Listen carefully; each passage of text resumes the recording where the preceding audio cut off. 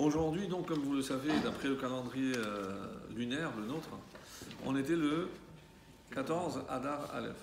Donc, c'est ce qu'on appelle Purim Katan. Alors, juste un mot d'introduction, parce que d'abord, on est un peu dérangé. Purim Katan, comme si c'était un petit Purim. La Gemara dira En ben Adar Aleph et Adar Bet.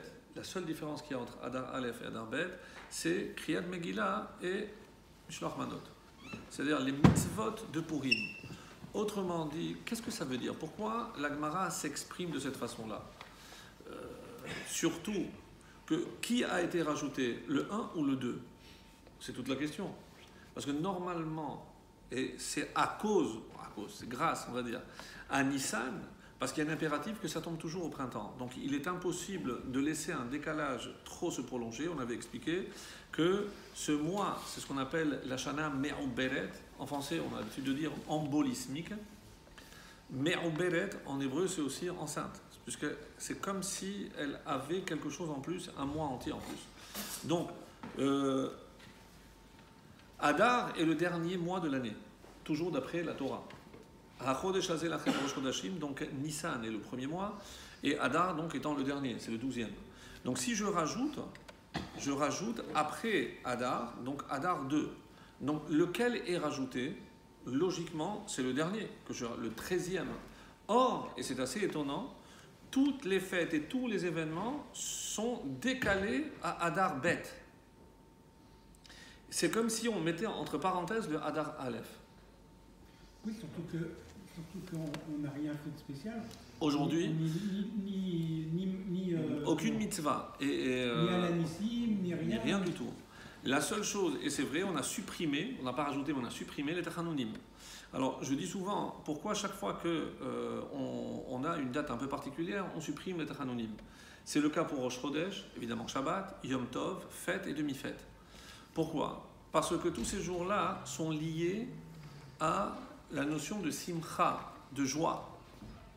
Et quel rapport avec la faute? Puisque Tachanonim, je rappelle, se compose essentiellement dans sa première partie du vidouille.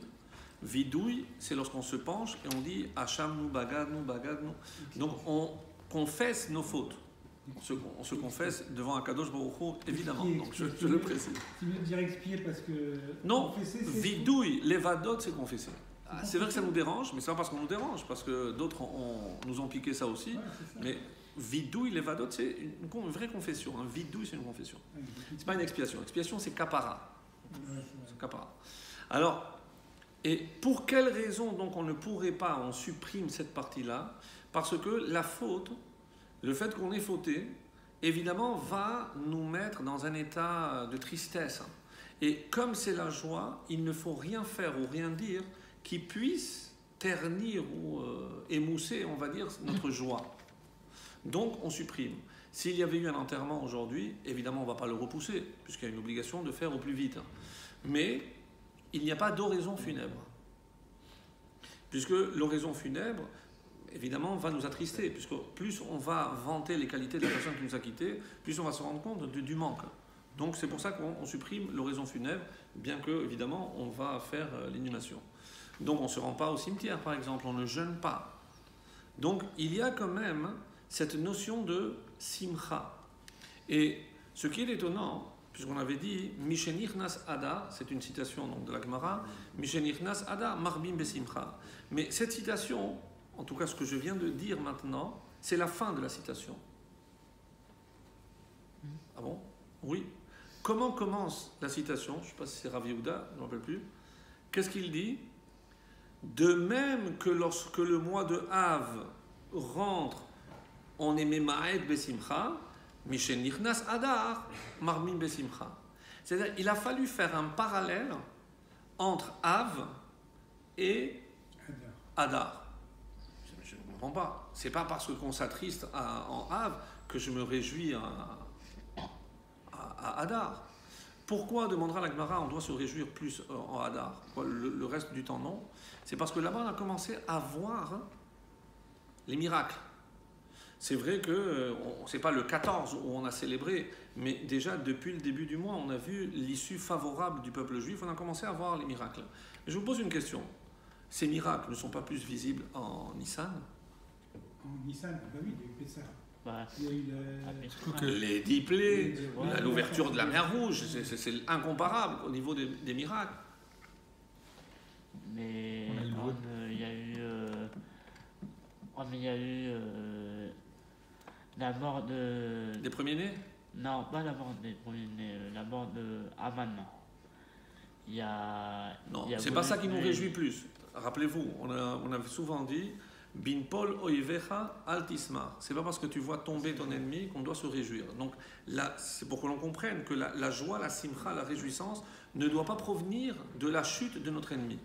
Donc Ouais, la et simcha un n'est peu pas un liée à un miracle, événement oui. extérieur. et Même aussi- si Haman est mort, et même si ses enfants ont été pendus.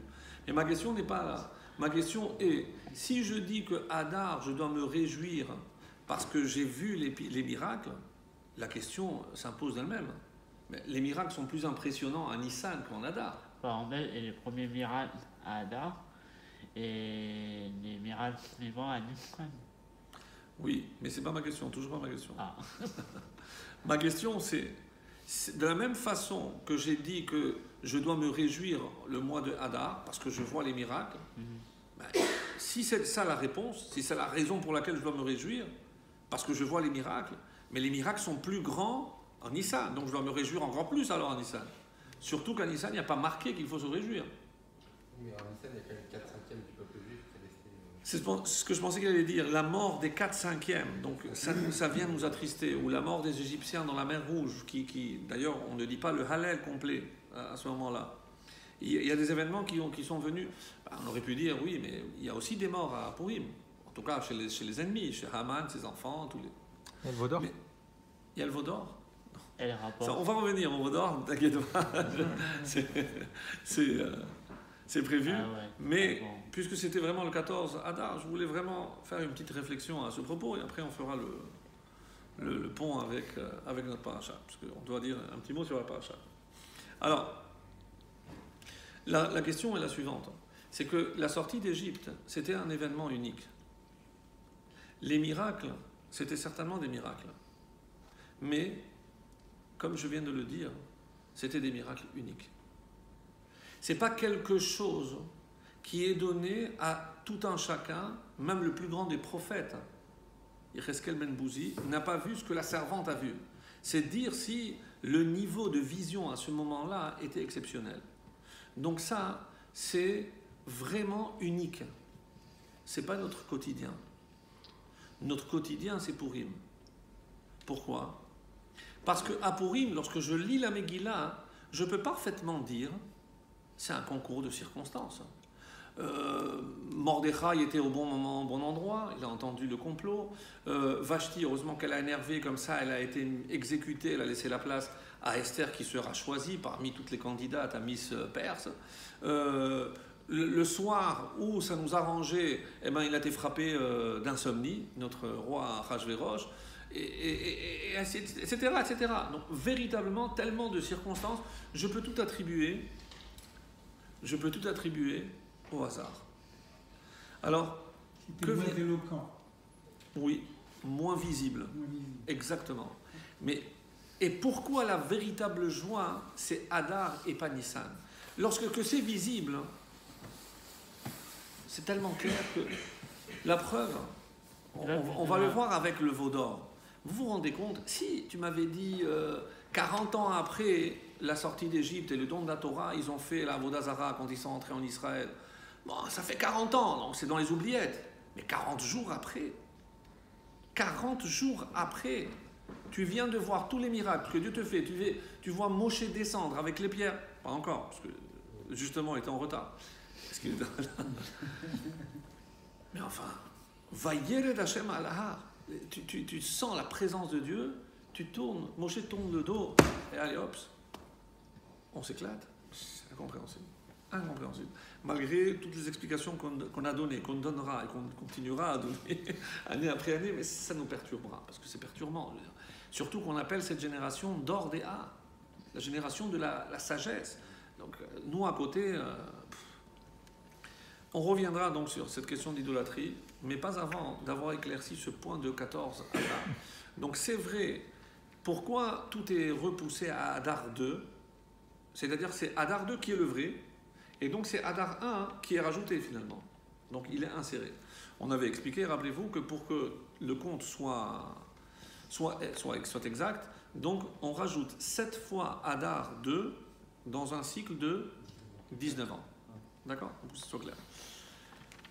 Alors, nous, notre but, c'est que la Lune et le Soleil se rejoignent. Mais on sait très bien que lorsque l'un est là, l'autre n'est pas là. Mais on sait très bien que lorsque je vois la Lune, je sais que le Soleil n'est pas loin. C'est une chanson, ça. C'est une chanson. On avait même- C'est pas de mon époque, rassurez-moi. Mais... Non, mais à part ça, c'est vrai. Tant que je vois la Lune éclairée, je sais que le Soleil est quelque part, parce que c'est la lumière qui se reflète, bien entendu. Mais en dépassant cette question d'astre, ou de désastre, ouais, qu'est-ce qui se cache derrière? Qu'est-ce qui se cache derrière? Alors vous allez me dire, oui, mais parce qu'il faut que Pessah tombe en printemps. Ça, c'est, disons, la raison visible. Mais il y a forcément une raison qui est moins visible. Par rapport à Hadar, Par rapport au Soleil et la Lune. Le Soleil représente la puissance. C'est des flux. C'est des flux, non? Le Soleil, c'est ce qui maintient tout, puisqu'on a besoin pour se chauffer, pour la lumière, pour voir. Au-delà de ça, du physique, est-ce qu'il n'y a pas des flux spirituels à travers les astres? Le Soleil, Par exemple, la Lune. la Lune. La Lune. En effet, c'est ce que je voulais dire. J'ai un peu court-circuité. Parce que j'amène petit à petit. Donc c'est vrai que le Soleil, on voit bien qu'il est indispensable à la vie. Donc à la vie physique. en gros, le Soleil est matériel et la Lune est... Et plus spirituel. Et donc on revient encore à ce fameux passage où Dieu va diminuer la Lune. C'est parce qu'elle l'a souhaité. Non. Mais elle lui a dit Non. je peux pas Ne- être elle n'a aussi pas grande que le demandé- soleil. Elle n'a pas demandé réduis-moi. Non. Elle a dit autre chose. Je peux pas être aussi on peut pas être deux à être Deux aussi... têtes pour une couronne. Alors Dieu a dit, tu as raison. Et il l'a diminué.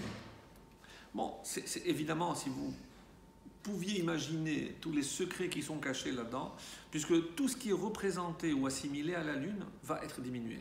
D'où la dimension spirituelle. D'où Israël. D'où l'âme. D'où l'esprit. Tout ce qui est relié, la femme, qui est lunaire. Alors, lunatique, non, lunaire en français. Attention, ne pas confondre. Oui, ne pas confondre. Oh, non, c'est la beauté du français. Ça y arrive. Attends, c'est enregistré, attendez. C'est lui qui a dit. Alors, ça sera répété, attention. Alors, donc, la lune est cachée, elle est masquée. Mais dans les prophéties, qu'est-ce qu'on dit? Qu'à la fin de l'exil, à la fin des temps de Elle cet sera aussi exil, grande que le soleil. elle brillera 7 fois plus, elle sera aussi grande que le soleil. C'est-à-dire, si on reprend ce parallèle, cette symbolique, donc on est en train de dire qu'il sera un temps, j'espère le plus vite possible, où la dimension spirituelle reprendra sa véritable place. C'est-à-dire qu'aujourd'hui, malheureusement, donc tout ce qui est spirituel, tout ce qui est invisible, de l'ordre de l'invisible, on avait parlé longuement, rappelez-vous, à Hanouka, puisque c'est la lutte du visible contre l'invisible. Donc, on revient toujours sur ce leitmotiv, puisque c'est le même, et ça va parcourir toute la et on va voir d'ailleurs le lien avec la paracha. Donc, quand les Chachamim essayent donc d'établir maintenant un équilibre, on va appeler ça comme ça, entre le soleil et la lune, même si c'est par rapport au calendrier, même si par rapport à des détails purement techniques pour que Pessah tombe, etc. Mais il y a quelque chose de beaucoup plus profond à cela.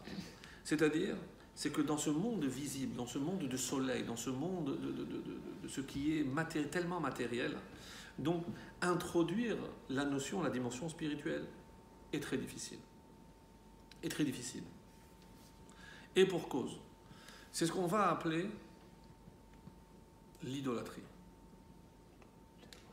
L'idolâtrie. Et je vais essayer de détailler cela. Donc, juste pour conclure sur Hadar, évidemment que Hadar garde cette notion de simcha, et maintenant on peut comprendre un peu mieux qu'est-ce qui produit cette joie. C'est pas de voir le miracle, c'est de voir la main de Dieu derrière les événements du quotidien. Ça, c'est la vraie joie.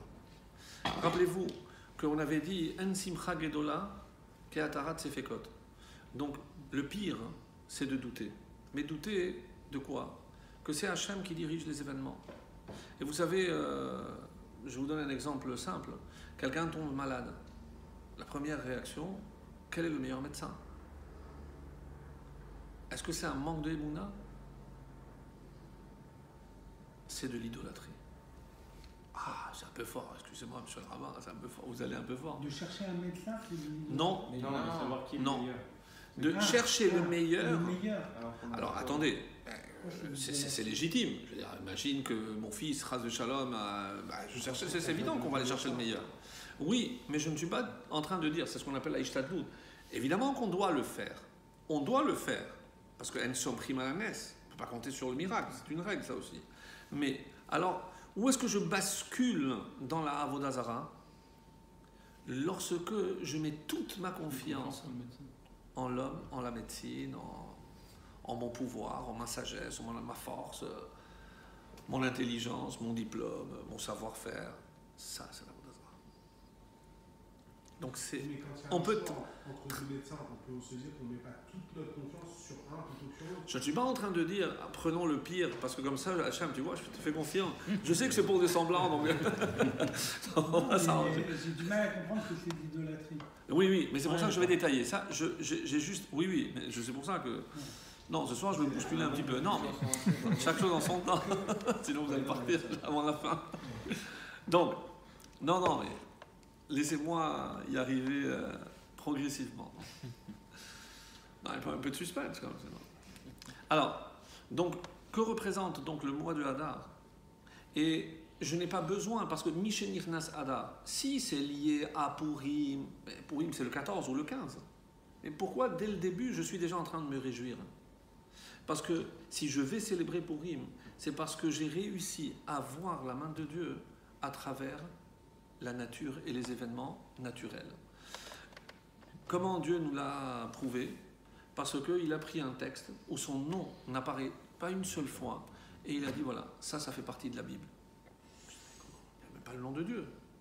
En quoi c'est un écrit saint s'il n'y a même pas le nom de Dieu? Oui. Parce que c'est comme ça qu'il faut lire l'histoire. Mikra Megillah, on en reparlera si Dieu veut dans la suite. Mikra Megillah, c'est lire la Megillah. C'est pas simplement lire la Megillah, c'est lire l'histoire, lire les événements. Donc, c'est pas écouter BFM ou France Info pour savoir ce qui se passe. Non. Il faut des lunettes spéciales. Il faut un prisme spécial. Et ce prisme, qu'est-ce qu'il va nous permettre de voir? La main de Dieu dans tous les événements. Tous? Oui, tous. Même ceux auxquels vous pensez? Oui, même ceux auxquels vous pensez. C'est très difficile. Très difficile. Et c'est pour ça que, regardez, Purim, c'était la première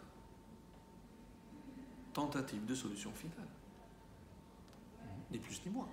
C'était exactement solution finale. Haman a été le précurseur de la solution finale. Même dans le Voda. Pour l'instant, je n'en parle pas, mais je vais faire le lien. Donc,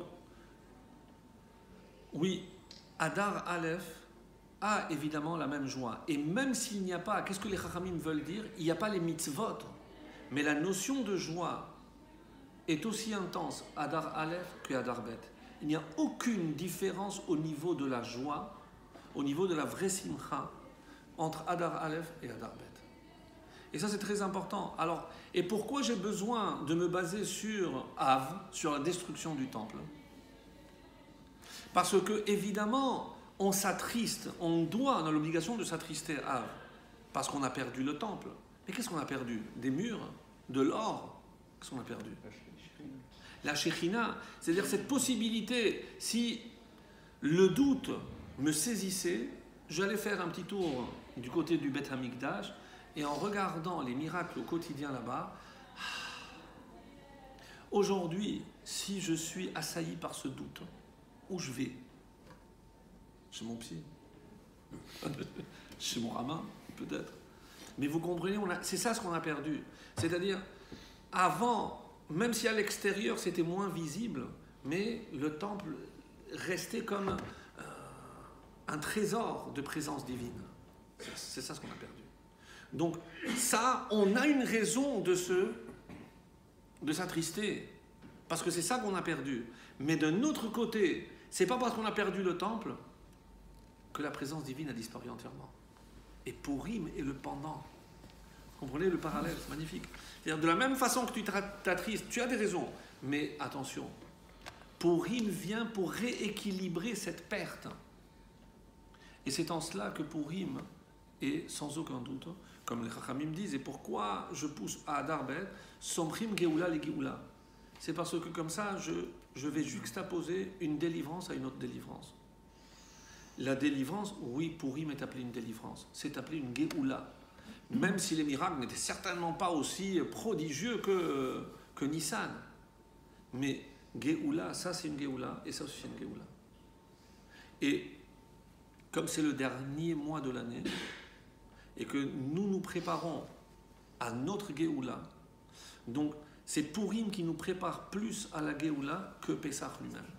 Parce que Pessah, vous pensez que Hachem il va fendre la Méditerranée pour couvrir un couloir pour que tout le monde aille directement en Israël? C'est comme ça que vous préconisez? Non, ça c'est Spielberg. Dans la réalité, non, c'est pas comme ça. C'est pas comme ça. Le vrai miracle, c'est Purim. Et c'est Purim la source de joie, pas Pessah.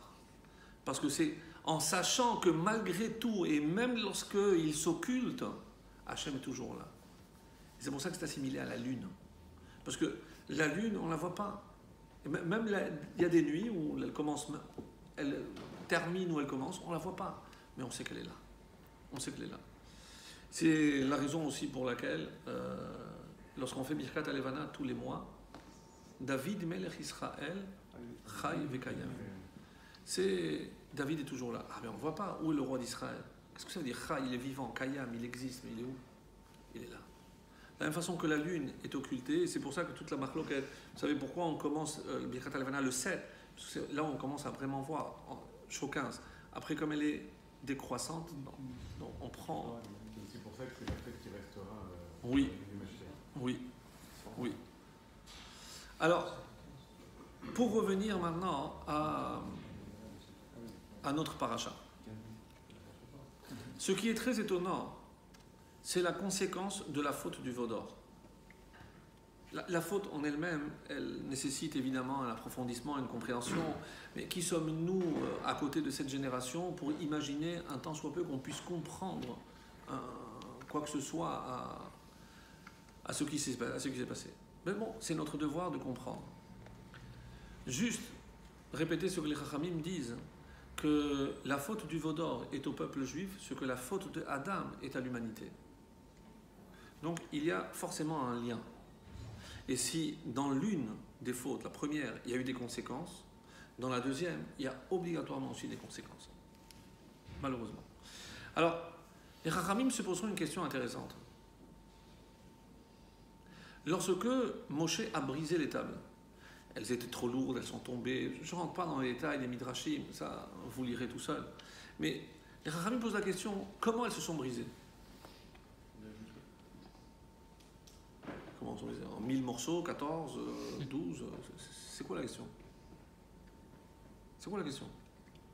Et surtout la réponse qui est encore plus étonnante. Elles se sont brisées au milieu. Au milieu.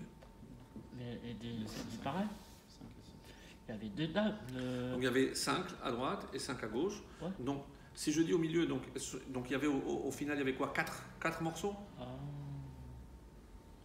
Avant tout, petite précision importante, surtout avec toutes les illustrations, malheureusement même dans certaines synagogues, on représente toujours les tables, les louchot, arrondies. C'est une erreur. Elle faisait 6 sur 6. 6 tfachim sur tfachim. Donc c'était carré. C'était un vrai cube. Et on dit qu'elles avaient la mesure de la Aaron. Et vous voyez que le Aaron n'était pas arrondi, donc il était carré. Donc ça rentrait exactement dedans. Donc cette idée, je ne sais pas si c'est Michel-Ange ou... Mais enfin... Les premières étaient dedans, dans le... Oui. Et après, il y a marqué aussi que les débris des premières étaient aussi dedans. Bah, regardez derrière vous. Oui, oui, en partout. haut, c'est arrondi. Partout. Partout, c'est arrondi. Mais ce n'est pas la réalité. Il faut le savoir, il faut le faire savoir. Alors pourquoi on ne peut pas. Bon, maintenant, c'est une idée préconçue, mais je ne sais pas d'où. Bon, j'ai dit peut-être que c'est Michel-Ange, mais je ne sais pas. Bah, on pourrait rectifier. Bref.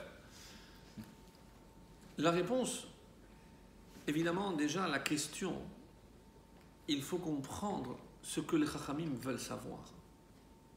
Est-ce qu'ils sont intéressés à savoir en combien de morceaux les pierres ont été brisées? Non. C'est pas ça qui les intéresse. Qu'est-ce qui les intéresse? C'est savoir quelles ont été les conséquences de cette brisure. Et la réponse, lorsque je dis qu'elles ont été cassées au milieu, alors je dis, bon, j'ai une pierre, elle se casse au milieu. Mais c'est pas ça le fond de la réponse.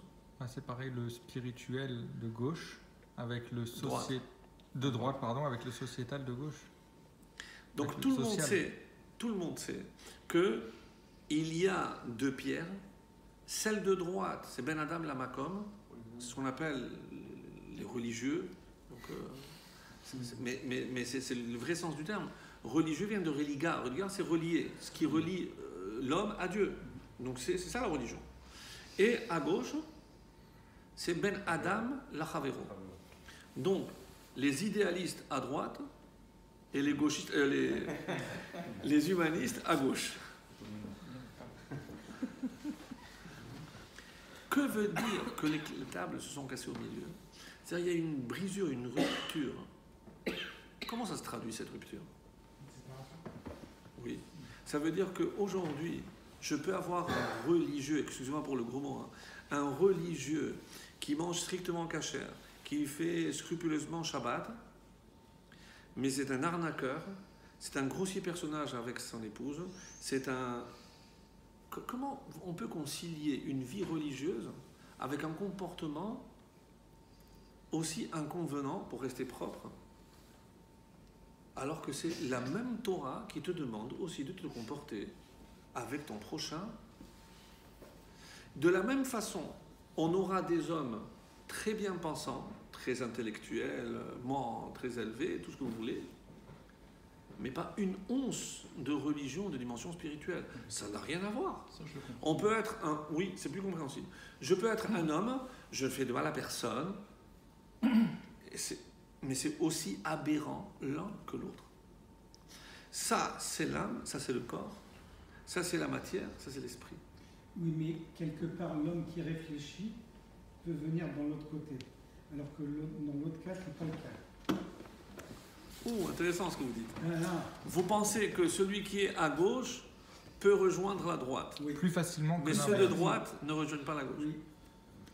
Si je suis d'accord, parce que celui de droite va être convaincu que son lien avec Hachem lui autorise quasiment tout, tandis que celui de gauche, il a le lien terre à terre, donc il peut relier encore Hachem après. Vous savez, moi, j'ai souvent, des fois, j'ai des khatanim que je prépare, et bon, je teste un petit peu le niveau de pratique, etc.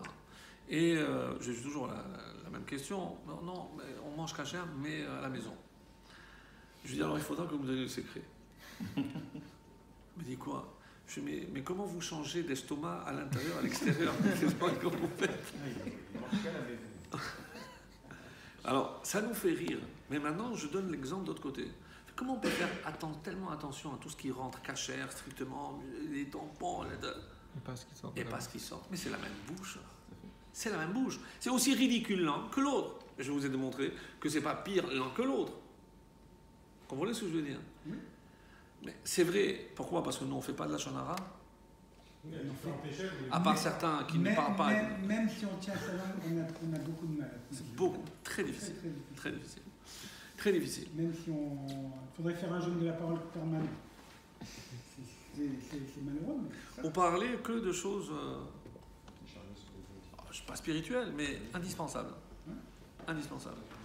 Donc, la conséquence de cette brisure, c'est la séparation de la droite et de la gauche. Du matériel, du spirituel. Et là, on rentre.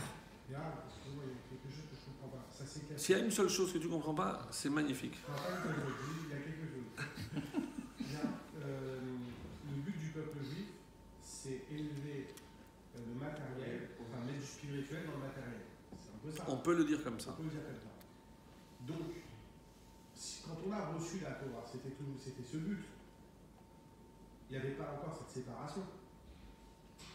Et Je suis en train de te dire que cette séparation date depuis avant la création de l'homme. Depuis la réduction de la lune.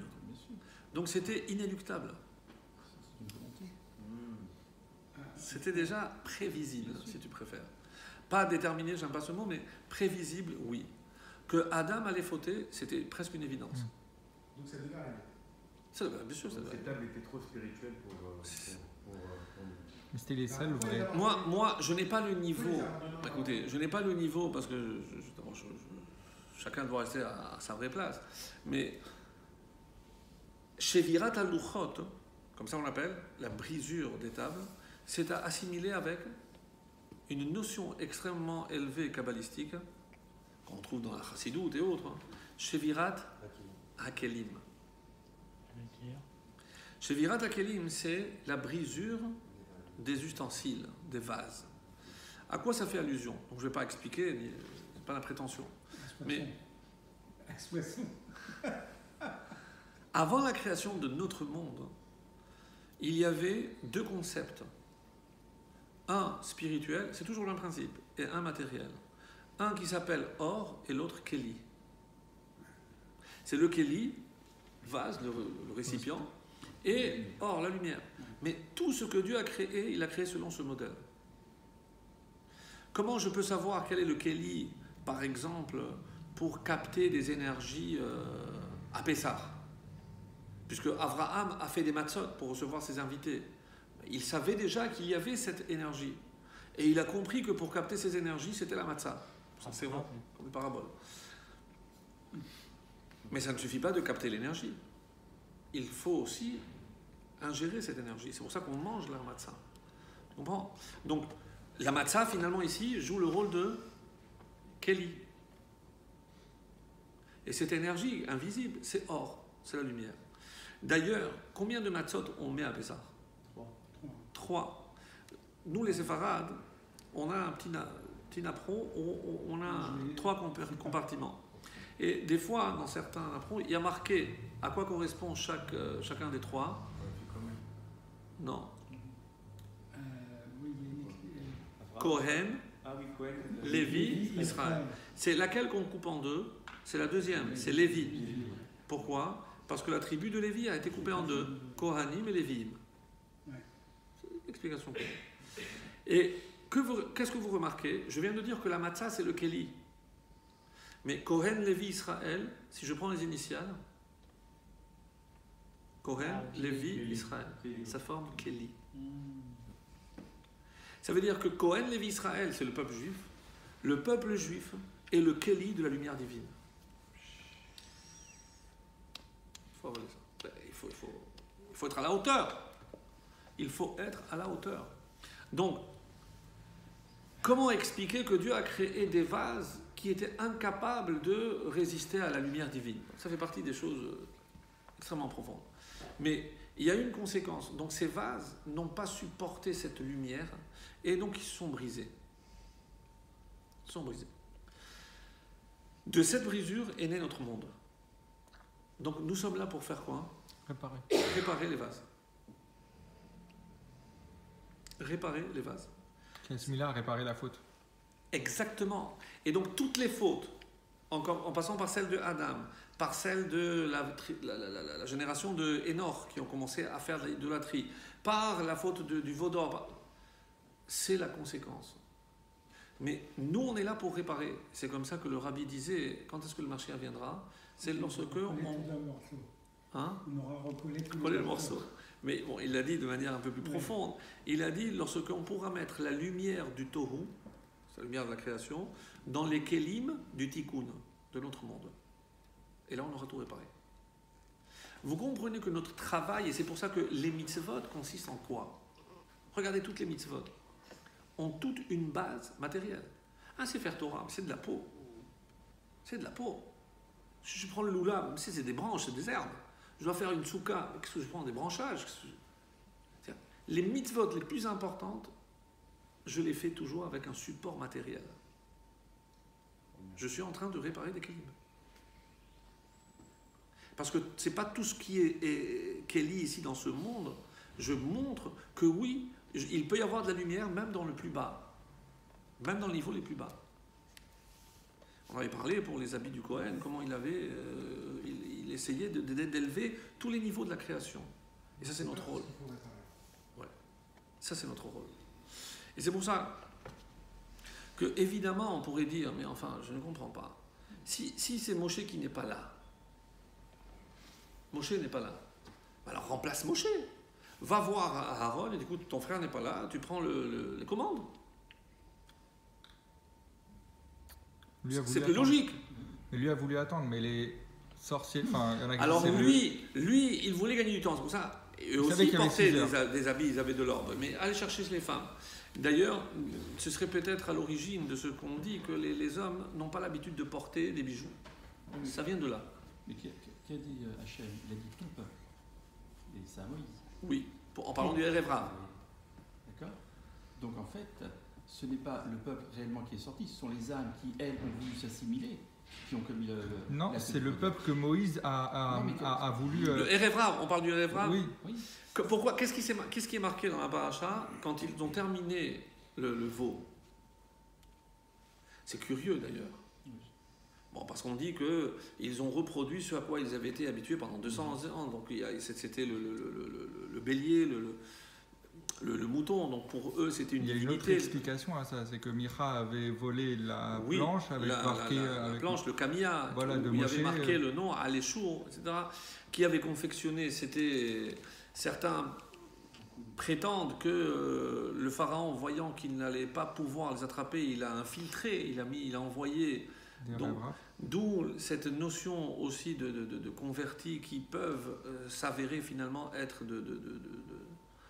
des infiltrés. Des infiltrés, voilà, c'est pas des vraies âmes qui reviennent dans le clan d'Israël.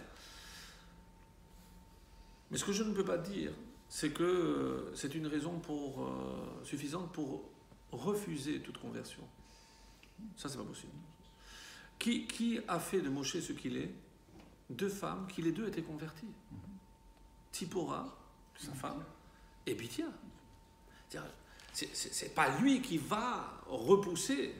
Et on peut être 100% dans le grand rabbinique, c'est des convertis. On ne sait pas ça. Rabbi Akiva, c'est un converti. Pardon? On peut être 100% juif et avoir une âme de la c'est pas automatiquement. Alors, je vais lever un petit voile, mais très très petit, à notre petit niveau, sur ce que le Harizal dit concernant ces âmes. On en avait peut-être évoqué, je ne sais pas, parce que Mahamar, dans une sikha aussi, on parlait de ça, mais bon, c'est du Harizal. On dit que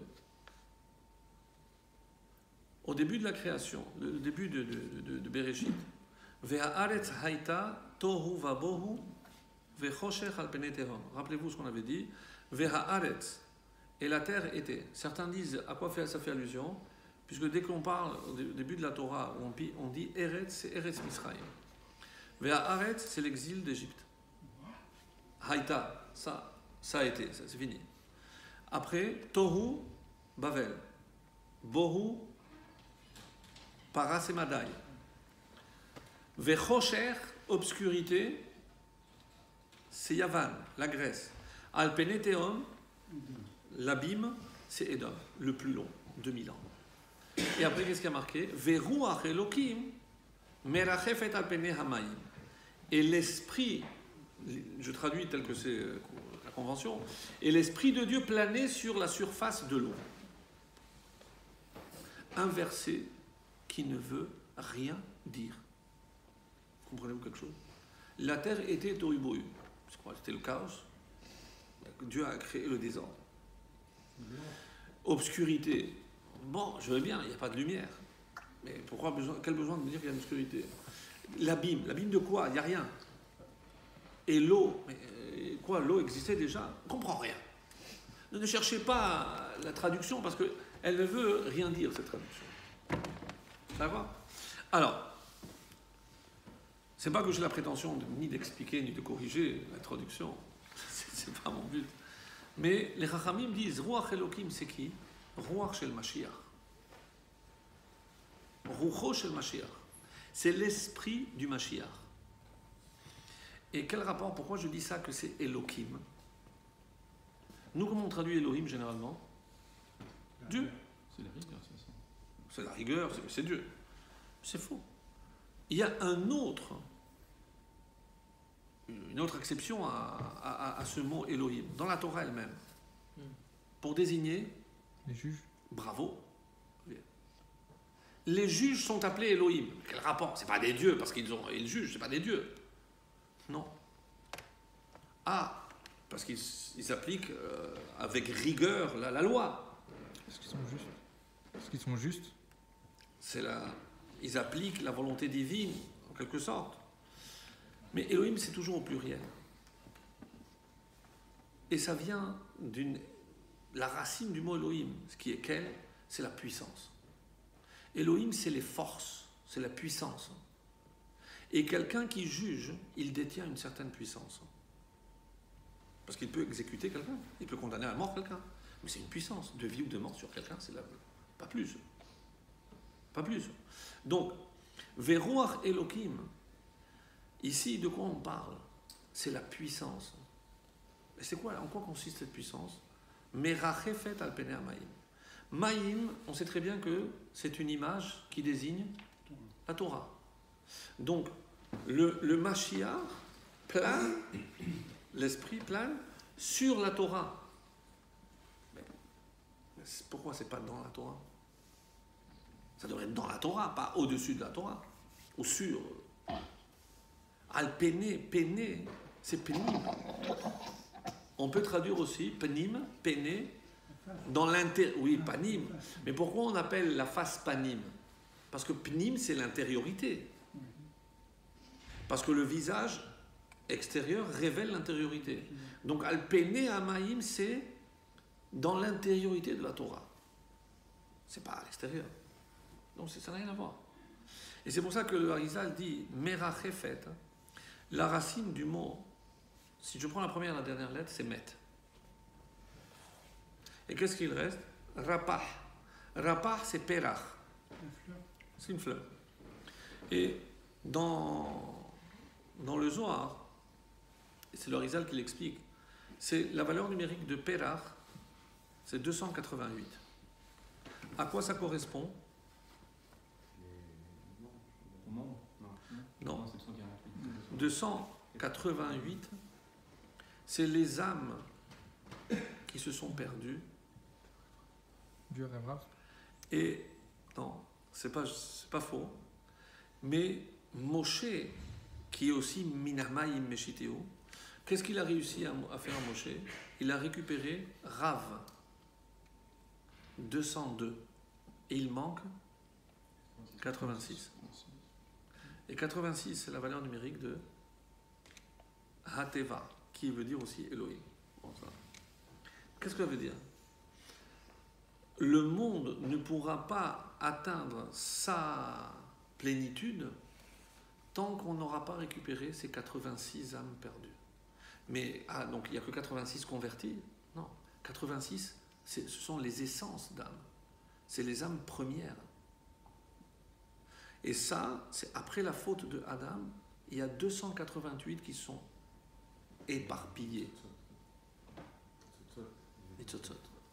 Donc, vous comprenez que... Parce qu'à la base, Adam, il avait oui, la globalité. il contenait toutes les essences d'âme. Et après la faute, on dit que ça s'est éparpillé, on a perdu 288.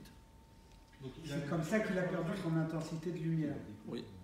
Mais Oui. Et d'ailleurs, c'est ce que Yaakov laisse sous-entendre à ses enfants lorsqu'il dit « J'ai entendu qu'il y a en Égypte bar. » Bar, c'est du blé, mais on n'a jamais vu ce mot. Bar. Mais bar, c'est Rav. C'est 202. J'ai entendu Yaakov a senti que qu'en Égypte, il y avait 202 âmes. Descendez. Qui va préparer le terrain? Yosef. Et qui va récupérer ces âmes? Rav, Erev Rav, c'est Moshe. Donc il faut arrêter de dire que Erev Rav, c'est les méchants. Donc ils sont venus compléter. Mais bien sûr. C'est-à-dire que tout le travail de Yosef en Égypte, c'est de préparer ces âmes à être sauvées. Et qui va les sauver? C'est Moshe. Mais ceux qui sont sortis avec eux, Oui. c'est sûr qu'ils... Oui. C'est sûr. Mais pourtant, ceux qui ont fait le veau d'or, on dit que c'est des descendants de Bilram directement. Ses enfants même. Oui, Qu'est-ce que ses c'est ses enfants. enfants? C'est ses enfants. Et ils sont sortis d'Égypte quand même. Donc c'est que... Est-ce que dans le Erev Rav, à part ces 202, il y avait certainement des poussières? Quand je dis des poussières, c'est ce qui ne faisait pas partie des 202, c'est sûr. C'est sûr. C'est sûr. Mais pourquoi il fallait que ces 202 âmes elles viennent avec le peuple juif? Parce qu'il n'y a que nous qui pouvons récupérer ces âmes. C'est notre rôle. Et donc aujourd'hui, elles sont éparpillées. Oui. Et c'est pour ça que je ne suis pas en train de dire qu'il faut lancer une campagne de conversion pour récupérer tout ce... Non, c'est pas ce que je suis en train de dire. Mais on ne peut rejeter aucun. Parce que peut-être que parmi ces âmes, il y a les débris de ces âmes-là. Vous comprenez ce que je veux dire? Je ferme la parenthèse. Donc, mais ils ont leur place parce que comment ils disent « Elle est Elokecha Israël » voici tes dieux Israël. Mais qu'est-ce qu'ils auraient dû dire? Elle est Elokeinu. Nous contre nous. C'est voilà notre... Non, mais qui parle?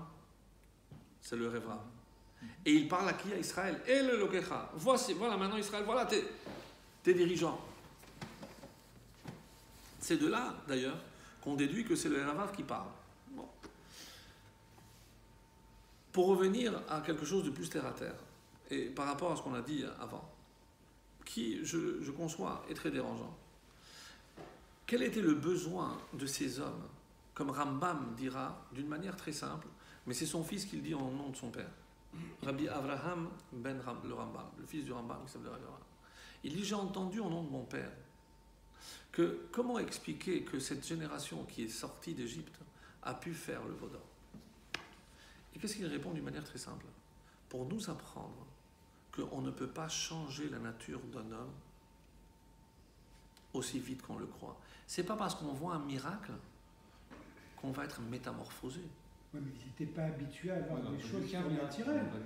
Ils n'ont pas vu comme... Probablement, c'était Moi, je te surnaturel.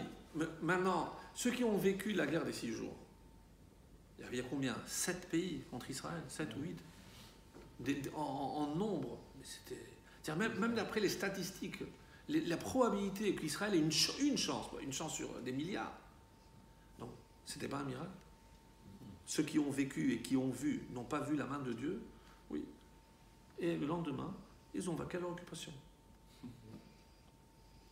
C'est pas parce que je vois un miracle, et ça c'est la force aussi du peuple juif, en faveur ou en contre, ça dépend si c'est en contre. Mais, Parce qu'on a un peu l'impression que le miracle est surnaturel.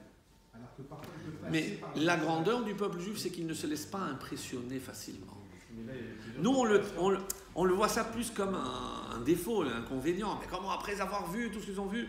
Mais justement, nous, on ne se laisse pas impressionner. Ah, d'accord, sors tous les effets spéciaux que tu veux. Ben, nous, la preuve, on n'a rien à manger, on n'a rien à faire de tes feux d'artifice. Nous, on veut du pain. Ouais, mais il y avait ceux aussi, qui n'avaient pas vécu la sortie d'Égypte. Oui. Il y avait la Oui. génération. Mais là, c'est tous ceux qui sont sortis. Je ne parle pas 40 ans après. Ça, la faute du veau d'or, c'est la génération qui est sortie. C'est ceux qui ont tous vu. Il n'y a pas. Rambam dit, pour nous montrer à quel point la nature humaine a une certaine routine qu'il est très, très difficile de changer. Et ce n'est pas parce qu'on va voir un événement majeur qu'on va être métamorphosé. Pourquoi? Parce que la nature revient au galop. D'où l'importance, dans un domaine qui nous touche tous, de l'éducation. Nous, on se dit, on ne voit pas forcément les résultats immédiatement. On répète, on essaye d'éduquer nos enfants, etc. Mais on ne voit pas forcément le résultat. Je crois que c'est le rabbi qui avait donné cette image, je ne me rappelle pas. Il avait dit, Si vous voyez quelqu'un avec des béquilles, et il boit, et vous demandez d'où tu viens, je dis, je viens de l'orthopède. Je dis, mais c'est un nul, il n'a rien fait. Tu es encore avec les béquilles. Ce n'est pas parce qu'on est avec des béquilles. Donc pourquoi? Parce que, d'ailleurs, ça s'appelle rééducation. Parce que ce n'est pas du jour au lendemain, lorsque j'ai une fracture, que tout redevient comme avant. Il y a un travail. C'est long, c'est pénible, il y a des efforts. Mais dans tous les domaines, c'est pareil. Et il n'y a pas d'événements miraculeux. Même ceux qui font Teshuvah, personne ne va dire « Ah, un jour, j'ai vu une lumière. Méfiez-vous. Et justement, est-ce que ça va pas banaliser un peu les miracles? Il y a tellement de miracles que les a banalisés à leurs yeux. Et finalement, c'est pour ça qu'il s'est retiré. Je répondrai encore une fois, on ne se base pas sur Pessah, mais sur Purim. Et à Purim, personne ne viendra dire « Ah oui, mais il y a eu des miracles. » Où ils sont? Le plus sceptique dira « Mais non, c'est le hasard. » Mais le croyant verra la main de Dieu derrière ce hasard. Mais pas Purim. On ne prend pas Pessah, pardon, Purim. On ne prend pas Pessah comme... c'est ça la différence. Donc, ça c'est l'explication du Rambam. À un niveau un peu plus profond. Ils n'ont pas cherché à remplacer Dieu. Ils ont remplacé Moshe. On peut voir aussi que c'était Mashiach ben Yosef, vu que c'était le matériel. Et après Moshe, il vient avec Mashiach ben David.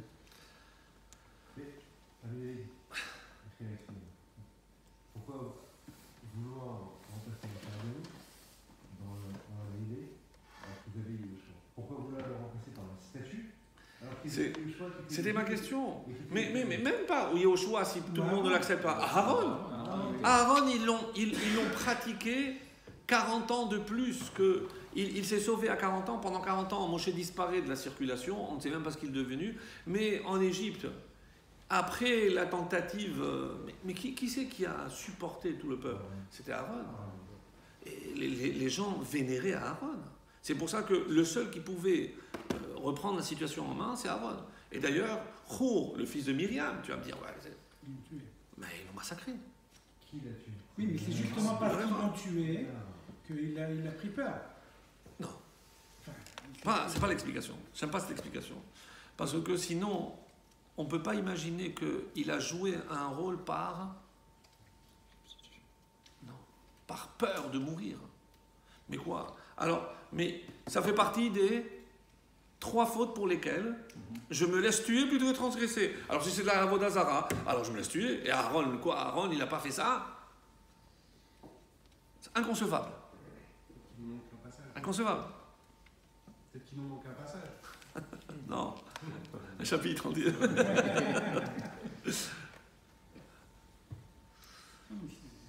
Qu'est-ce qui se cache? Aaron, il a fait le raisonnement suivant. Lui, c'est la prêtrise. En absence de Moshe, Hur représentait la royauté. Puisque Moshe était comme un roi. Tant qu'il n'y a pas de roi issu de David, Moshe avait le rôle de roi. Il n'a pas le rôle de Kohen Gadol, puisque c'est son frère qui l'a pris. Aaron a fait le calcul. Aaron s'est dit, ils ont tué Hur, il n'y a plus de roi. S'ils tuent le prêtre, le peuple juif ne peut pas exister sans l'un des deux. Donc si il me tue, le peuple disparaît. Même si je sais pertinemment que Moshe va redescendre. Puisque eux, ils ont compté le jour du départ, alors que normalement, c'était le lendemain qu'il fallait compter les 6 jours, les 40 jours. Ils ne pouvaient pas proposer un remplaçant de Hur qui aurait pu être... Parce qu'il y a marqué, comment on sait par rapport à Hur? Parce qu'on dit, Vaya, Aaron a vu, il a vu, et il leur a dit, Pirkou, Nizme, Zahav, allez chercher les bijoux de vos femmes. Oui, par ce raisonnement-là, si vous le tenez, finalement, c'est la peur. Mais pas pour lui, pas la peur pour lui. Non, mais bravo. C'est-à-dire, il a fait passer, même s'il s'attendait à être puni pour cela, mais il s'est sacrifié, et il était prêt à se sacrifier pour le peuple. Même si moi, je dois être sanctionné, mais au moins le peuple d'Israël restera. C'est ça le raisonnement qu'il a fait. Et ça, La preuve, c'est que Dieu va lui donner la prêtrise. Donc s'il avait vraiment fauté, c'était inconcevable qu'il ait pu... il aurait dû se laisser tuer comme roux. Donc à aucun moment, il a été question d'idolâtrie. Et maintenant, j'aimerais revenir sur cette notion d'idolâtrie.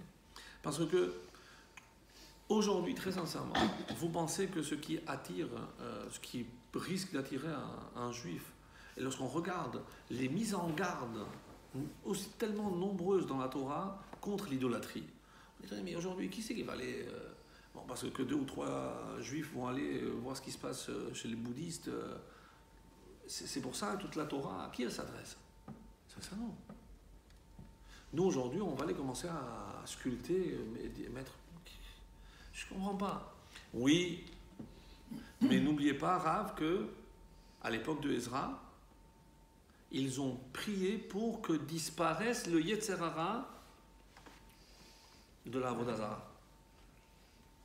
C'est-à-dire que la Avodah Zara était tellement puissante et il y a quand même des résidus. Comme je disais tout à l'heure, la Avodah Zara, c'est pas ne pas croire en Dieu ou croire en autre chose.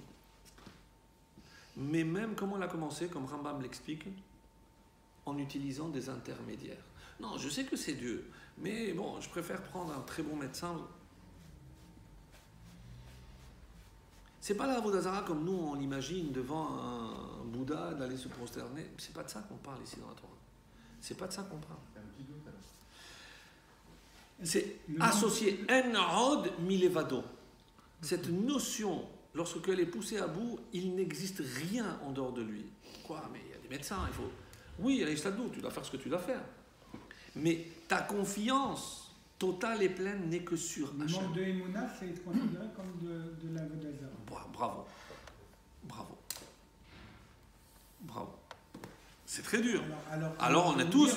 vous comprenez que lorsqu'on fait Hacham nous, on est tous... Mais on se le dit. On a toujours un doute quelque part. Non, pardon.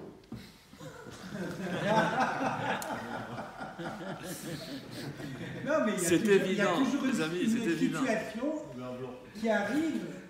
Mais c'est évident. Quand quelqu'un tombe malade, pourquoi lui, pourquoi... Mais c'est évident. Encore une fois, c'est plus très difficile, ça. Très difficile. Mais c'est pour ça que la Torah, elle nous aide.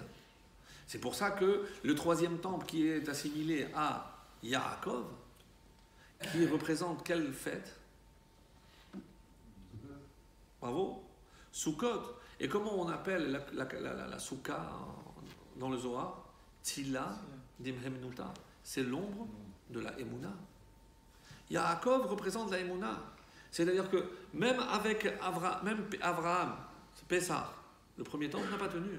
Yitzhak, c'est la rigueur, c'est Shavuot, c'est la loi, n'a pas tenu. Et grâce à quoi va tenir le 3e temple? C'est la Emouna. C'est grâce à l'Emouna qu'on l'aura et c'est grâce à l'Emouna qu'on le gardera. Donc c'est sûr qu'elle est au-dessus de tout. Yaakov. Donc, la faute de l'idolâtrie dont on parle ici, c'est pas simplement imaginer qu'on peut remplacer Dieu. C'est mettre des intermédiaires. C'est que chaque fois que je place un intermédiaire, et c'est à notre petit niveau. Mais d'ailleurs, Moshe s'est battu contre ça quand Dieu lui a dit maintenant, je te laisse gérer et je mets un prophète avec toi. Je mets le plus grand des prophètes, mais je fais l'intermédiaire. Enfin, ça sera un intermédiaire. Moshe s'est battu contre ça. Il a souffert. Il a négocié longtemps. D'ailleurs, ce que je n'ai pas dit, c'est qu'on a payé un prix. Quel a été le prix pour faire disparaître le Yetzer Hara de la Avodah Zara? Qu'est-ce qu'on a perdu en même moment? Il n'y a plus eu après.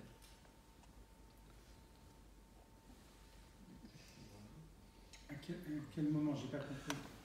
Quand le Sanhedrin, la Knesset Gedola, ils se sont réunis et ils ont prié pour que Hachem fasse disparaître le Yetzer Hara de la Avodah Zara. Eh bien, ça nous a coûté très cher. Qu'est-ce qu'on a perdu? Puisque ça c'est exactement à ce moment-là qu'il n'y en a plus eu au sein du peuple juif.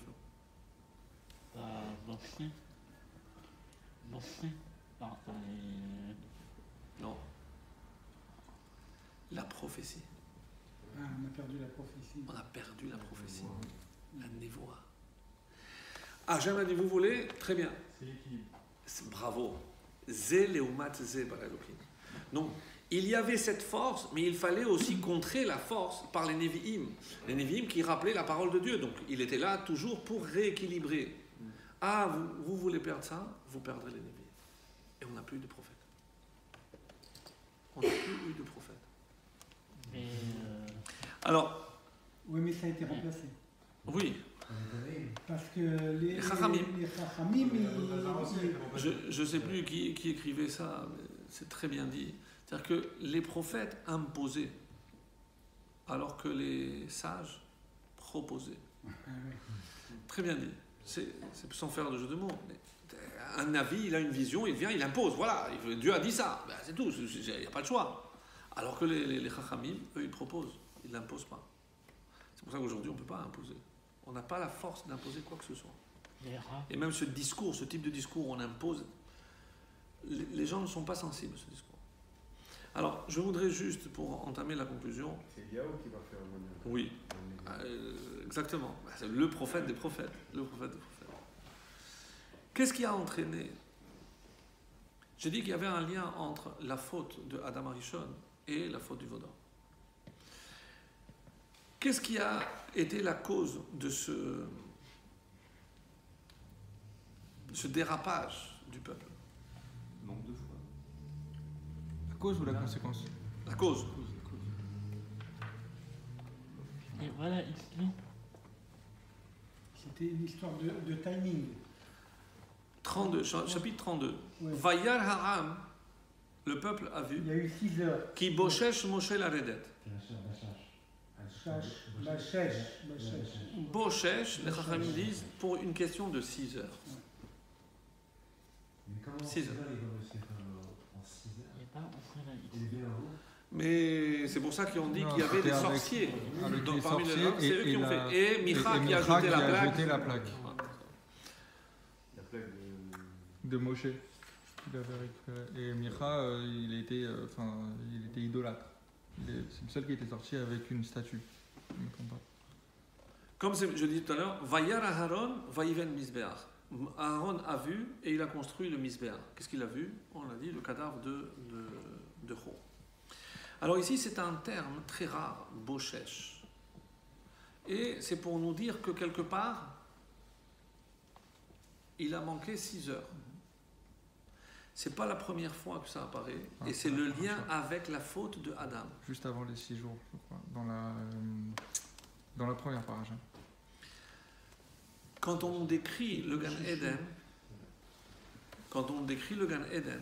qu'est-ce qui a marqué? Que Adam et Chava étaient Erumim, les deux étaient nus, Velo hitboshashu. Il n'avait pas honte. On traduit par il n'avait pas honte. Boshesh, boshashu. Aïe, aïe, aïe, aïe. Ils n'ont pas, là-bas comment on traduit? Ils n'ont pas eu de boucha, de honte. Ils n'étaient pas gênés. Ils étaient couverts de la nuée. Pour quelle raison, on ne sait pas trop, mais le terme ici fait tilt. Ici, c'est Boshesh, là-bas, hit boshashu. Et la racine, c'est pas tellement boucha. Qu'est-ce que c'est? C'est shesh, c'est 6. Hit boshashu, là-bas, je revois shesh, et ici, bashesh, 6. Il y a une liaison avec le 6. 6, c'est les 6 jours de la création. Sur la création. Il y a les entrées du mois. Les Entrées du mois. 613. C'est pas 6, mais bon, c'est du 600. Ah, C'est ça, un peu. On vient de dire, les louchot étaient 6 sur 6. 6 sur 6. C'est curieux, 6. Donc, 6, c'est quelle lettre? Vav. C'est la liaison. Ah. Là, on va relier Adar Bet, le 14 Adar, pour Katan, la faute du Vaudor. On va tout faire. Comme les Marocains, c'est la tchouk-tchouka. On met tous les ingrédients et c'est ça. Vav, c'est la lettre de connexion. Adam et Chava avaient été placés pour faire la connexion entre le matériel et le spirituel. Lohit Boshashu. Ils n'ont pas assumé ce rôle. Ils n'ont pas cherché à se dépasser pour faire l'effort de parachever la création. Lohit Boshashu, quel est le verset juste après? Ve'anachash haya'alo. Ah, vous ne voulez pas remplir votre rôle? Vous, Israël, vous ne voulez pas? Eh bien, il y en a d'autres qui viendront. Le Nachash, valeur numérique de Nachash, Mashiach. Parce qu'il est considéré comme Mashiach pour ceux qui et justement, cette déviation, lorsque dans le summum de l'intermédiaire entre l'homme et Dieu, qu'est-ce que je vais placer? Mieux encore qu'un veau d'or. Un homme! Je n'ai pas besoin de... En haut, là, je ne sais pas ce qui se passe, mais cet homme, je le vois. D'ailleurs, je vais le laisser bien plaqué, là. Mais c'est ça. Mes amis, mais c'est ça ce que veut dire. C'est-à-dire le Mashiach, c'est-à-dire tout le monde doit croire en quelque chose. Si je ne crois pas en une force, un idéal, ben je crois en l'homme. Et si Dieu a créé l'homme à son image, eh ben l'homme ne tardera pas à créer un Dieu à son image. C'est ce qui s'est passé. C'est ce qui s'est passé. Et c'est pour ça que il y a cette séparation qui s'est opérée dans l'humanité où tout le monde court derrière un idéal. C'est que, je vous avais raconté ça, une fois le rabbi, il a pris le rabbi Gronder, son secrétaire, il regarde par la fenêtre, qu'est-ce que tu vois? Les gens, ils vaquaient, couraient, et alors il leur dit, je vois des gens qui courent, je fais non, ils vont tous prier. Le rabbi parlait, il priait, mais c'était des goïms, ils vont travailler. Il m'a dit oui, mais ils vont faire ce en quoi ils croient. Eux, ils croient qu'ils sont là pour travailler, pour gagner de l'argent, mais donc c'est une forme de prière. C'est-à-dire pour eux, ils courent derrière leur idéal. Donc on ne doit pas faire la même erreur. Parce que ça, on l'appelle anachnu ratzim vehem ratzim. Comme on dit le matin. Les deux, on court. Mais pourquoi on se compare à eux? Parce on peut très vite basculer de l'autre côté. Très vite basculer de l'autre côté. Donc viendra le Mashiach. Et il remettra un peu d'ordre dans tout ça. Mais loin de s'occuper que du peuple juif, le Mashiach va réussir à réunifier l'humanité. Quand est-ce qu'elle s'est séparée?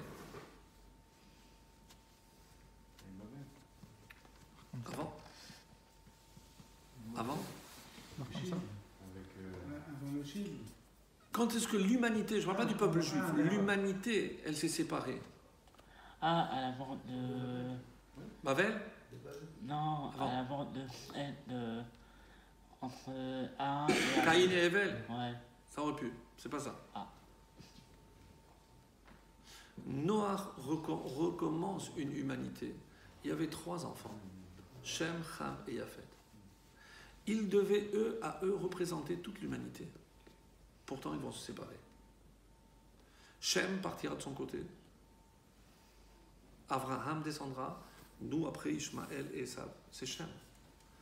Ham, qui va être maudit, c'est l'Afrique. Et Yafet, c'est la Grèce, c'est l'Occident, qui se mêlera après avec Édom. Puisque rappelez-vous, d'abord, il y a eu Esav, et donc Esav ou Édom. C'est-à-dire, Rome n'était pas du tout chrétien. C'était des païens. Donc, ils vont adopter. Donc, Yafet se réunifie avec Édom. Donc, aujourd'hui, c'est la même chose. Donc, il y a, grosso modo, l'Occident, il y a l'Orient extrême, où nous sommes, Shem, et il y a l'Afrique. Que devra faire le Mashiach? Réunifie tout le monde. Et comment je le vois dans son nom? Parce que Mashiach, c'est même Eshim. C'est Shem. Yud, Yafet, Echet, Cham. chez Ham et Yafet, je ne prends que l'initiale, je prends que l'élite. Mais Shem, il est tout. Le nom est là. Le nom est là. Et c'est pour ça que vous remarquerez que Mashiach et Moshe, c'est pour ça qu'on dit le Goël, c'est les mêmes lettres. Alors que Moshe, Hachem, Dieu, Moshe qui est Shem, Dieu donne le He, qu'il avait donné à Abraham, le He, Behe Beraham, les cinq livres de la Torah, le message, la mission. Et Mashiach, il conclut cette mission. C'est pour ça que c'est Shem et Chet et Yud, c'est aussi ce livre, Chai. Le nom est toujours vivant. Shem Chai. Et ça, c'est le Mashiach. C'est-à-dire que quelque part, et c'est la réparation finale de toutes les fautes qui nous ont aujourd'hui amenés à être ce que nous sommes. Donc, quelque part, il ne faut pas faire comme nos ancêtres, ceux qui ont assisté au festin d'Achashverosh. Pourquoi on leur a reproché? Pas parce que c'était pas cachère, pas parce que c'était mixte, non. Parce qu'ils ont profité de ce repas. C'était cachère. Quelle était la vraie raison pour laquelle ils l'ont fait? Ce sont des jours. Parce que Achashverosh a fait son calcul, et pour ça qu'il a attendu la 3e année de son règne. Parce que Achashverosh a dit maintenant c'est la fin des 70 ans de l'exil. Il n'y a pas eu de délivrance, il n'y a pas eu de reconstruction du temple, c'est fini. Le peuple juif est fini. Là, je peux revêtir mes habits de Kohen Gadol, je peux sortir les kélim. Mais comment les juifs ils ont participé à ça? Ils n'ont pas utilisé eux les ustensiles. Mais en assistant, qu'est-ce qu'ils ont démontré? Ils ont favorisé, validé l'idée de ils ont cessé d'espérer. Et un juif qui cesse d'espérer, c'est un juif mort. Pourquoi le décret d'extermination? De toute façon, tu es mort. Si tu n'as plus cette espérance, après 120 ans, la première question qu'on nous posait, c'est Bita l'Ishua. Est-ce que tu as espéré en Mashiach? C'est ce qui passait Oui, ils s'assimilent. Ils ont arrêté d'espérer, c'est ça? Oui. C'est aussi assimilé à ça. Ouais. Ils ont cessé d'espérer. Et qu'est-ce qui s'est passé avec ceux qui n'ont plus cru en Égypte? Ils sont restés là. Ils sont restés là. Ceux qui ne croient plus que le Mashiach viendra et que ça va se passer en Israël, ils restent à attendre. Ils attendent. Il faut, mes amis, comprendre qu'un juif vivant, c'est un juif qui espère toujours. Et c'est ça, c'est les choix. C'est ça la délivrance. C'est-à-dire que c'est pas nous arrêter sur les fautes, mais surtout, c'est ce que je voulais conclure, c'est par rapport au titre. Qu'est-ce qui a marqué? Que veut dire le mot kitissa? C'est élevé. Et c'est curieux, pourquoi? Parce que il y a toujours un moment où on chute et un moment où on se relève. Mais par quoi ça commence toujours? Par l'élévation. Dieu nous donne la Torah. Donc le peuple s'est élevé. Après la faute du veau d'or. Après on chute. Mais Hachem, il a pardonné. Et qu'est-ce qu'il a donné? Il a donné les deuxièmes tables. De la même façon, la Torah est ce qui permet au monde d'exister.